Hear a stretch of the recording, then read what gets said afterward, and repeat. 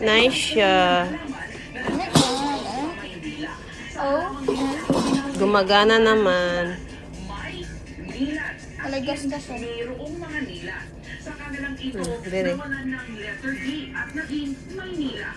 Para po sa mga motorista, malaking bagay ang daanan ito, lalo na roon sa mga nagagaling ng Loton mula Quezon Boulevard pa Taft Avenue.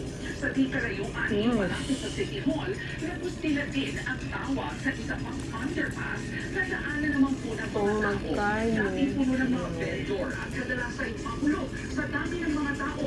Na-renovate na ito noong 2020 at napuno ng mga sa kasaysayan. It's not done yet. Meron din siyang mga larawan na Not damaged. Very ganda. Gumagana. aesthetic na.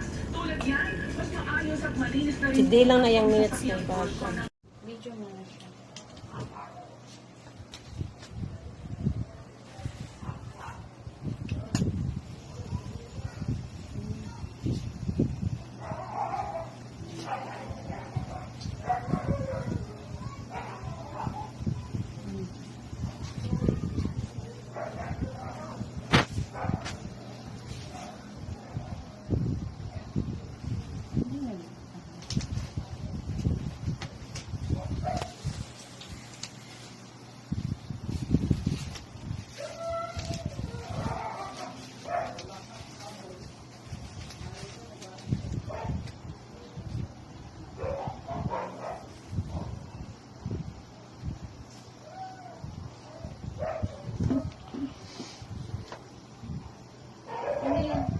No.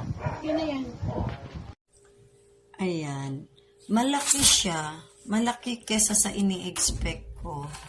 Akala ko maliit, pero malaki pala siya. Ayan, ganyan siya. Ayan. Sinaksak ko na kanina. Okay naman, pero hindi pa namin natatry sa YouTube.